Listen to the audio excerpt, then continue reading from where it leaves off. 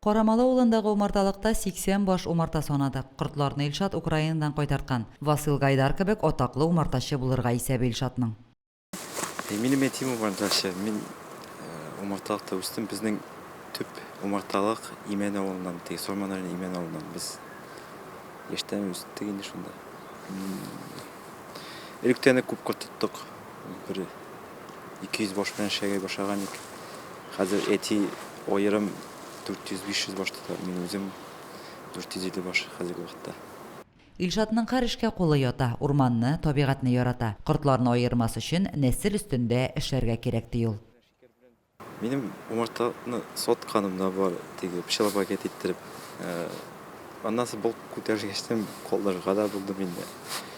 Булай хәзер кирдән кортка спрос арта, быелгы вакыт. Менә быел былтырларына корт күбелде. Спрос зур. Орта хәзер быелдан соң кортны тагын арттырып, корт сатырга дип исәп тотам. Илшатның умарталыгы авылдан җиттәрәк, болын эчендә урнашкан. Монда аяк басуга үзеңне әкият иленә эләккәндәй хис итәсең. Умарталык янәшәсендә бал аерту һәм төрле кирәк-яраклар өчен корылма да ясап куелган. Умарталыгыннан ерак түгел мунча да салырга керешкән. Тирә-юньдә яшеллек, кышлар сайрый, алан умарта оялары белән уратып алынган. Лилия Шәймиева, Динар Минхаҗев, Мөслим телевидениесе.